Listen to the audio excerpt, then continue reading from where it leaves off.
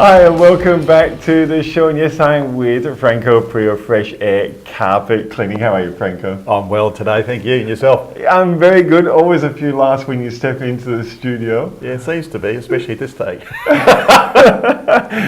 But one thing we were talking about, and you've done a bit of a tip for that for Facebook, is what type of carpet should we buy? Because I've been in the carpet shops and there's this huge range, not just in colour, but I mean actual materials they're made out of. That's right. There's a wide array of carpets, and I mean even like once upon a time you had your basic wool and you had your basic nylon and a polypropylene, the odd polyester, and there wasn't much else in between. These days, just in nylon alone, there are so many different versions of it.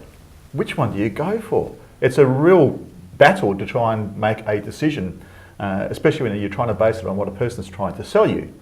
Okay, at the end of the day, their job is to sell, and they don't necessarily know the actual function of the carpet when it's installed in your property. Yeah. So we do have that mismatch that sometimes happens, that the carpet that is that's put into a property just doesn't perform as well as another one might have given the same situations. Why has it come about that so many of the manufacturers now are just producing this plethora of different fibres? They're all trying to imitate wool.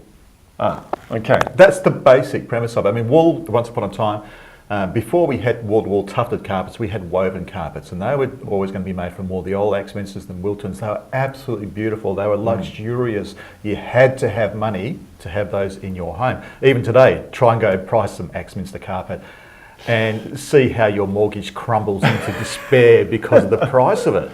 They're just phenomenal. But I mean, there's a lot of material that goes into it. They're very hard wearing, absolutely durable and beautiful carpets. There's no going past those. Tufted carpets were an imitation of woven carpet, made them affordable. So people could now go out and buy wall-to-wall carpet and say, hoo-hoo, look at me, I've got carpet. These days carpets are cheap as. Yeah. Okay, that's just how the market has changed over the last 50, 60 years even.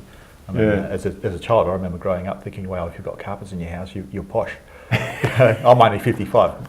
Can I say that? Yeah. But it is true. I mean, to get carpet was carpet. I remember that one of my uncles was an American. He used to go around all the rich estates because they threw out their carpet every couple of years because they could afford to. But he was gathering that up and bringing that back to the UK in containers. Oh, right. So people could the carpet layers could recut it and refit it. Yeah. Because otherwise they couldn't afford new carpet. Absolutely. I mean, even a few years ago, there's been quite a number of shops around the place that just dealt literally with second-hand carpet. You could go in there and pick up a second-hand piece to throw into your house. You don't see them around so often anymore. No. In fact, I can't even think of one off the top of my head. But up until 10 years ago, they were still quite popular around the place. So when you're looking, so they're making all these different fibres to imitate wool, but obviously they've all got different functions. And, that's right. And as you said, they stand up better in certain circumstances. Correct, yeah. What's some of the things that we should be thinking of before we go to buy our carpet? Okay, well, a price point is obviously a big one. Yeah. Okay, if you can't afford wool carpet, there's no point in aiming for it because you might be able to do half a room at a time for a good quality wool carpet. Yeah. You can go for a polypropylene carpet, and that is one of the cheapest fibres around the place. It is a straight out plastic. Okay, so it is plastic then? Pretty much, yeah. Pretty much. Yeah. Okay. Yeah. So therefore, it's almost impervious to everything apart from oils. Right. So as I said in my little Facebook clip, if you have a situation where you have a lot of oils, say for instance, in an Asian household where they do a lot of stir fry. Yes. Okay. Now that throws a lot of oils up in the atmosphere, and it's got to settle somewhere, and it's floor. So you can wipe your hard floors over nice and easily, but if you add a polypropylene carpet to that, you have a carpet that's really difficult to maintain because it will bond to those oils. Whereas a nylon carpet, on the other hand, won't bond to those oils quite so readily. So they can get away with a nylon carpet. So that's in that certain situation for that cultural type of situation. Yeah. Okay. Or it could be that you've got a place with a lot of pollution, for instance, like an inner city apartment. Polypropylene that's been exposed to that all the time doesn't work so well. You're much better off once again with a nylon carpet. Right. Polyesters or triesters, or the new green carpets that they call the eco carpet.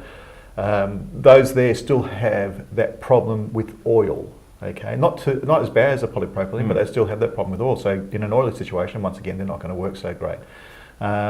you have different grades of nylon. Okay, you have solution dyed nylons, you have acid dyed nylons.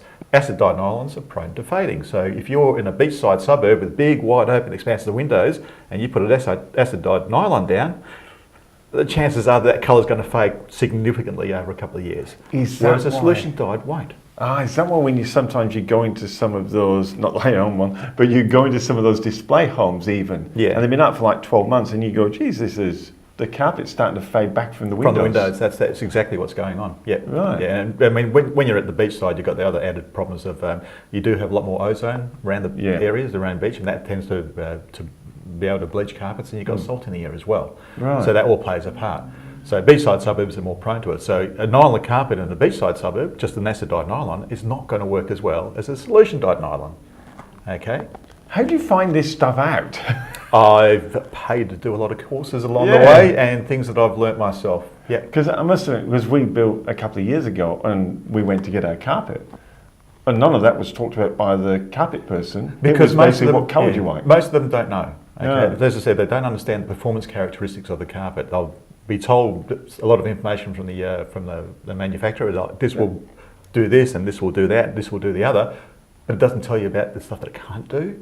Right. So you look at the warranty and it sounds wonderful, but in reality it's not going to work for you. Like there's, once again with the nylons, coming back to those, because there's so many different types of nylons these days. Yeah. They were coming out with some of these super soft nylons.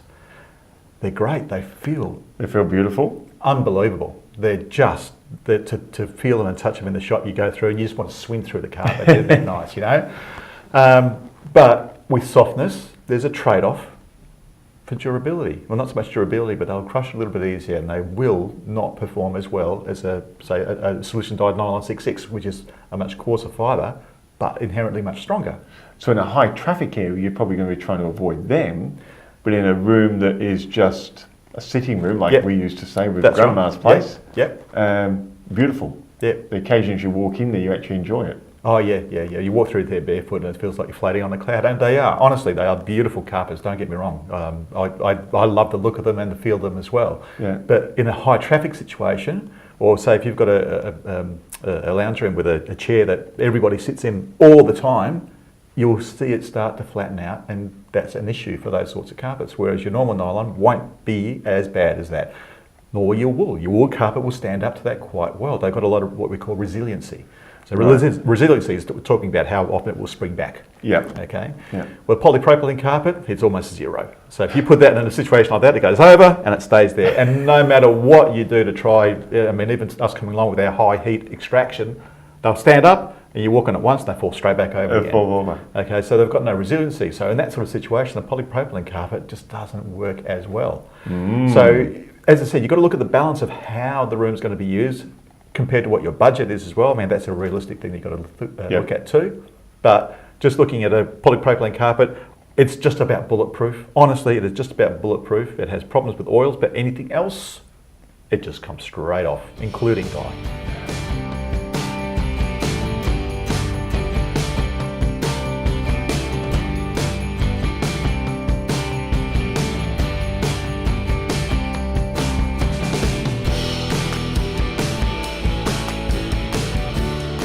Hi and welcome back to the show, and I'm with Franco Preo, Fresh Air Carpet Cleaning, and we're talking about the different types of carpets. And we're talking about the ones that are bulletproof, apart from a bit of oil. And nearly bulletproof. Nearly bulletproof. To absolutely top-end luxurious carpets. You mentioned a couple of them. As someone who's been around carpets for over 30 years, I think you've just about done every course on the planet. There's still some more to come. I'm doing another training course next month. Oh, wow. Yep. Unbelievable. Do you have a personal favourite? Do I have a personal favourite as far as carpets go? Oh, look, hands down, if I had the money to buy one, an Axminster. Because of the fact that they are so durable. They're normally in 80% wool with a 90% nylon mix. Okay, so you get an easy cleaning carpet that's highly durable, and they just look and feel fantastic. Right. And I mean, I've seen Axminsters out there that have they've knocked the house over. The carpet was still in the house. Wow. When it was built. Okay, that gives you an idea. And even they call them pub carpets quite often. In a hotel situation, they're guaranteed to last 10 years in a pub.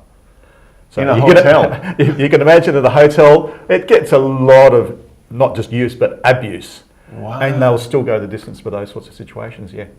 10-year warranty in a hotel? Yes. Wow, that's testing a carpet. Yeah, well, look, some of them will even go beyond that quite happily. But I mean, it's 10 years. You're pretty well guaranteed that it's going to go for, unless you do something tragically wrong to them. Yeah. They don't like having a lot of water on them, so you've got to be careful when you clean them. But say the cleanability of them, they clean up really well. I remember when I first started 30 years ago, I'd hit an Axminster carpet, and I would love it. It would be so easy, so much easier than any other carpets that I was doing at the time.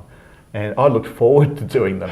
So, I mean, if I could afford one, I would have that in my home in a heartbeat. You mentioned they are a little bit susceptible to water. They don't like water too much. For that type of carpet, is there anything else that really, if you got one, you'd be going, look, just be aware of these couple of points with it? Or is water about the only thing it doesn't like? Water's pretty much the only thing it doesn't like. It still has the issues with with stains as much as any other carpet, but you can work with that and around that. That's not such a great problem. It's just that they normally have things like cotton and jute fibres in the back of the carpet, and the actual the backing fibres from when it's woven, and they're the ones that create the problem. It's not the wool. Everybody blames the wool. The wool's got nothing to do with it. Oh. Okay, it is the actual cellulosic or plant-based materials in the backing that create the issues. Okay, the wool at the worst, it might do is if you chemically mistreat it, it might have a bit of a problem with it. But when you have water in those cellulosic fibres, and that's why they'll say, "Oh, wool carpets shrink." No, actually, they don't shrink. Those cellulosic fibres, when they get wet, they expand. So they expand that way, but they shorten that way. So over the length of the carpet shrinks. So that's what goes on. That's what's happening. It's not the carpet, it's not the wool itself that's shrinking, it's the cellulosic fibres. Now, you mentioned then an interesting point. They are still susceptible to staining, but they tend to clean up. You've got that new staining method that actually puts the stain protector inside the fibres. Can that be used on those? Soil protector, you're talking about? Yes. The micro seal, absolutely. It can be used on those carpets as well. Yeah, and can be used very effectively. So I mean, it's that's a great beauty of microseal. It will treat any product, and it's the only one that I'm aware of that can actually treat polypropylene, because polypropylene won't accept normal stain protectors because it needs a certain amount of water absorbency for them to work. Yeah. Polypropylene, it's 0.001% absorbency, next to zero. That's why it floats. It's the only fibre that will float indefinitely on water. So stain protectors, they sort of go on, but then they come straight off very quickly, so you don't get a lot of net benefit out of it. I really think if you put a normal standard protector on a polypropylene, you've wasted your money. That's my personal opinion. Other people might disagree with me, but for my money, I wouldn't be doing it because of the fact that they do tend to release those sorts of stains quite readily anyway. Yeah. It's only the oily soils I have problems with. It helps for a short period of time after being applied, but then, as I said, it disappears fairly quickly, and then you've just done your money. We mentioned earlier about, in Australia, we get lots and lots of sunlight. We love huge windows, sun streaming in. How does the Axminster stand up to that sort of almost abuse? Yeah. Okay, well, like with any fibre, if it gets a lot on there, it is going to have a detrimental effect on it over time. But you'll find that wool in itself is a lot more colour fast than any synthetic. Right. Okay. So they don't degrade quite to the same degree. They will be affected, but it's a much lesser effect. Especially if you look between, say, an acid dyed nylon and an acid dyed wool. They're both using similar types of dyes. Now, with the nylon carpet or fibre, what you're doing is you're putting the dye onto the fibre. Okay, so it's almost like a coating, if you like. It's not quite a coating. It's not even painting. It's a very different process. It's a bonding process that I could go into detail, but unless you know much about chemistry, it'll probably be over your head. But just to remember, that's applied to the fibre. Now, with the wool, it's chemically bonded into the fibre, so it becomes a lot more colour fast. So the wool absorbs right through the fibre or into the fibre. It's not just on it. Okay, so it becomes inherently a lot more colour fast. It's not completely colour fast, don't get me wrong, but it stands up to it much more than a nylon carpet would. You mentioned, and I don't know if I don't think it's an expense but this special carpet, you had some problems. You actually solved it for the manufacturer, but it was that really super soft. You said it was like walking on cloud. Yes, yeah. But someone had attacked it with something they shouldn't have, and that was causing its issue. What type of carpet is that? Well, that was a nylon carpet. Okay. Well, there's actually two of them that come up really soft like that. So I'm not quite sure which one you're meaning because there's been a few issues like that we've had. But they're super soft nylons. Yeah. They come in several different names, but there's a number of them out there on the market now. But then there's also the triextras, which they're also sold under EcoStrand. Is one of them. I'm trying to remember what the other one is. I've just gone blank on it. But they're the eco-based fibres. So they're normally the 20% cornstarch. Oh, okay. Which makes them more eco-friendly than your normal fibre, which is made from straight out petrochemical. Yeah. And those, they feel soft, they look magnificent. But with those, if you use too much detergent or leave any detergent residue in it, you've got instant problems, massive problems. They don't like anything like that being put on them. Yes. In fact, the manufacturers do say to you, do not use any chemical at all when they're selling them. Not to use any chemical at all, just straight water to clean them. Wow. That's great for a water-based product. Or a water-based stain, but if it's anything that's oil-based, that's got that oil bonding that happens to it, they bond to them like there's no tomorrow. So you have to use chemistry to break those oils off. Yeah. And there's just no two ways around it. So we use reduced amounts, but you have to have some form of chemistry there other than just water to release those stains. Wow. So at the end of the day, there's no real perfect carpet. Absolutely. There's no perfect floor covering, period. Whether you're talking about hard floors, in tiles, or linos, or your laminates and all the other bits and pieces that you do have on the market. There's hundreds of them. It's a really confusing choice at the end of the day. Some are good, some are great, and some are not so great. Okay, but at the end of the day, you really need to speak to a maintenance person, as I said before, who deals with it every day and sees what the problems are that do crop up. And I guess that's the advantage of someone actually speaking to you. They can say, look, this is my house, this is where I live, this is my cats, the dogs, the 6 kids running around. Or it could just be, look, we're just retiring and this is where we live. And so you can give them do you tend to give people like a bit of a range? So these are types of carpet you should be looking at when you do that? Yeah, I mean, it's really a case of looking at the situation. Once I've been into their home and I understand how they live, it's a lot easier for me to say, well, look, this one will work here, this one won't work here, this one's a good compromise. Okay, so as I said, once again, it really boils down to how much money they've got. Okay, because it's all well and good saying that, oh, this is the carpet you should have, but if it's way out of your league, it's way out of your league. That's reality. Okay, but then if you just go, oh, well, I just want a budget carpet, but this one is a budget carpet, but it's not going to work that well. This one's just that little bit more, but it's going to be much more functional. So I would say use that one instead. It's not an expensive carpet, not as cheap as the other one, but it will do what you wanted to do over time. Brilliant. We'll take a quick break. You mentioned cleaning. We talked about the types of carpets you'd have. I think we'll come back and have a talk about the different types of cleaning then that might work on these carpets. We'll be right back.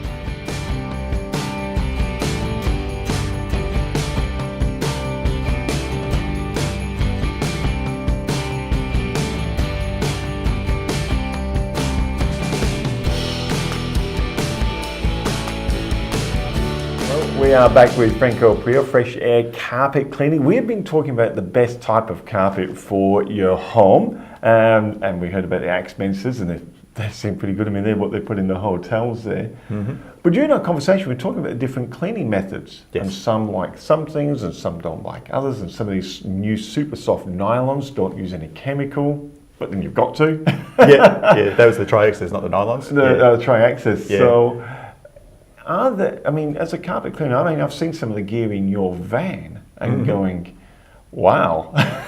It's a few little toys in there. There are, aren't there? So what is the best cleaning? I hear, we only do dry cleaning on your carpet so you don't get a soggy mess. And we do steam cleaning, and we do this cleaning. And it's like, what is the best? Okay. First of all, let's get the terminology right.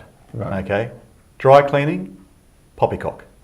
It's still water-based. Dry cleaning is solvent-based cleaning, hydrocarbon solvent-based cleaning, like you go to your dry cleaners and get done. That's not what happens in your carpet. Dry cleaning is so incredibly toxic, you cannot be around it without full respiratory gear. Oh, really? You can't have pets exposed to it.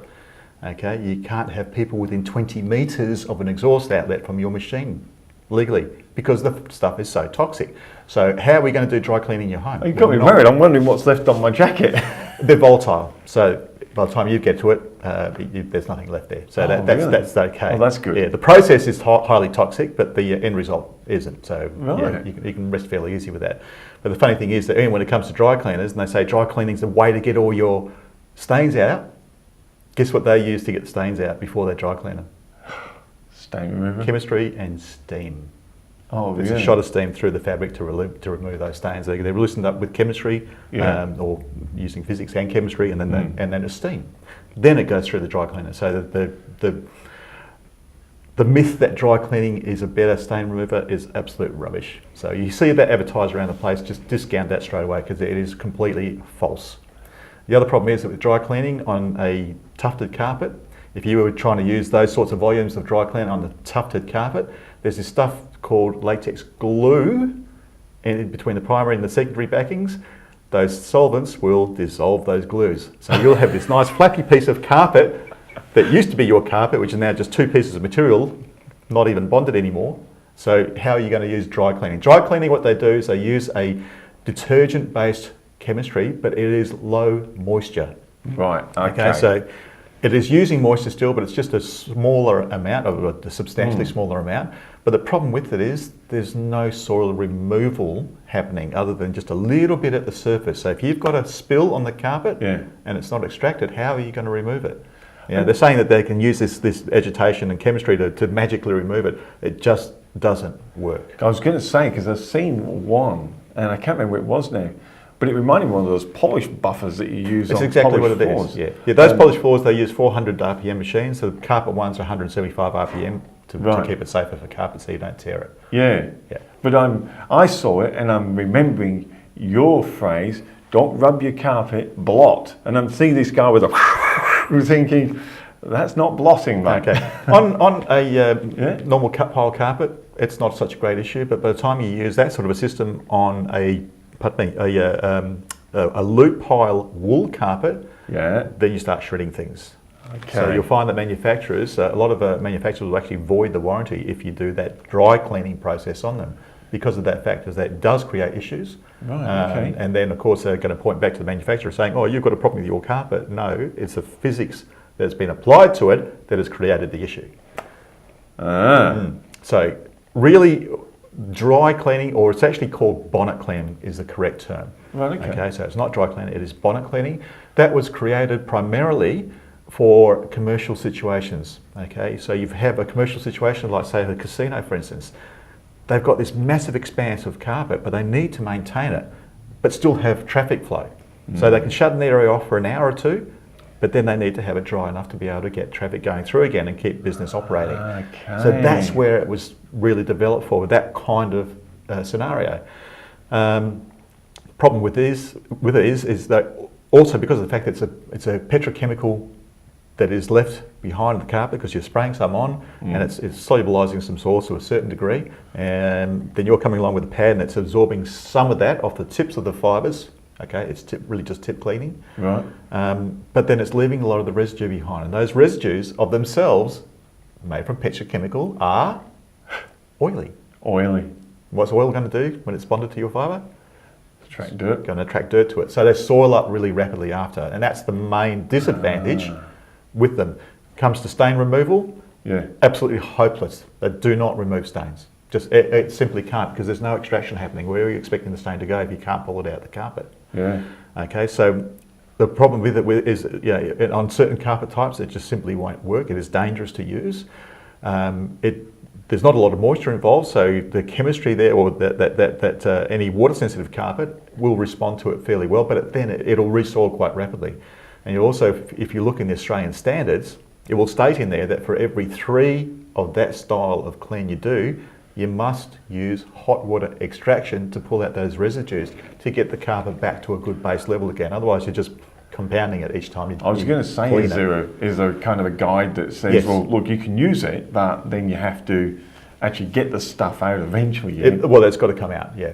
You've got to have in that sort of situation. It's a maintenance system will probably be done every couple of months or so, and then they normally say that it's at least every 3 cleans or once a year to go through with the hot water extraction to flush out those residues and get your carpet back to where it should be. So some of the things you do are pretty challenging. We're talking about those Traxxas carpets, if I pronounce that right. Traxxas, yeah. And they were going, don't use chemical, but you're saying, well, you've got to use some chemical. Yeah. How does a carpet cleaner overcome the challenge of keeping them clean and maintained? Okay, so another system that we have available to us, which was really developed for polypropylene carpet, okay, and we'll go into a little bit more detail for that later, but it's called encapsulation. Now, everybody remembers the old shampoo system, okay, so you had the old scrubber out and you put all this water and detergent in there and you scrubbed away and there was this foam going all over the place, and then you're supposed to get a wet and dry vacuum cleaner and vacuum all the excess moisture out, but the problem with that is it left a lot of moisture behind, a hell of a lot of residue behind. It looked fantastic straight after cleaning. In fact, CSIRO did a bit of testing with it a few years back, and it came out on top for actual visual effects straight after cleaning. It was the best looking out of every system there was, but it doesn't stay that way for very long. No. So remember the old furphy of don't clean your carpets because they'll get dirty too fast? That harks back to the day where everybody used to do shampooing, and they got filthy so quickly it was ridiculous because those detergent residues, they're what we call hygroscopic, they remain damp to a fair degree from atmospheric moisture, and because they're damp, they're sticky, attract dirt to it. Within a few weeks, your carpet's filthy. Okay, it just looks absolutely shocking again because of those residues. Okay, that's why hot water extraction or steam cleaning was invented in the first place. Right, okay. Wow. Let's take a quick break and we'll come back because I know you've got those other couple of methods you're going to talk about and what's the best in a standard Australian family home.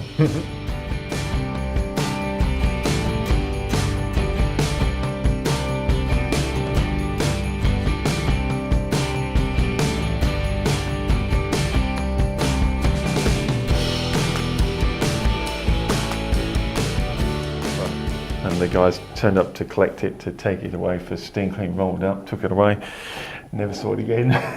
Oh, something happened. People just wanted it. So we just turned up and said, we're here to steam clean the rug. We've got to take it away. Oh, yeah, okay. And it got stolen. Yeah, they stole it. Oh, yeah, dude. Welcome back to the show. We're just having a bit of a joke of a story, of a cleaning story. Cleaning up in one way, Where a couple of, won't call them entrepreneurial, but creative people turned up to a hotel and said, we're here to steam clean and dry clean your rug. And they did, the hotel manager, so they rolled it up and took it. Like I said, they cleaned up. They cleaned up. Goodness me. So with you, back on track. With carpet cleaning. Do you have a preferred method of cleaning for yourself that you find works in most situations? Okay, well, we offer 2 different styles of cleaning. And it really, once again, it depends on the situation that you're working with. So we use the hot water extraction method, which is more commonly known as steam cleaning. It's not steam, because how can you clean with steam? Steam's a gas. Right. We need something liquid to be able to move things, and that gas is just not going to do it. So these people that run around saying, we use steam on your carpet, no, they're using hot water, but they're not using steam. Right. Okay, and these steam generators that are around the place. Poor carpet cleaners. I'm coming to steam clean your carpet. No, I've watched Franco's show. No. You're hot water extracting. Yes. Okay, so hot water extraction is, as far as, if you're looking for hygiene, as much as anything else, hot water extraction is the king. Absolutely and utterly. It is the only system out of the whole lot that requires a flushing to be happening before extraction. So what happens is you do your pre-treatments on any spots and bits that might be around the place. Come through, we generally do a pre-spray over the whole lot, so to give it a bit of dwell time and let it attack the dirt. Sometimes we have to do a bit of vegetation as well. If there is any soil or heavy soiling in the carpet, because you think about it, if you have dirty hands, you don't just go, here's a bit of soap and then rinse off. No. Got to rub. Okay, and we need to do the same thing. Even washing your hair, we still use a bit of vegetation. You've got to work it through your hair. So there's a bit of agitation, and then we use that hot water to rinse out the carpet. Now, generally speaking, these days we also use a rinsing chemistry as well. Because believe it or not, it actually works better and leaves less behind than your freshwater rinse.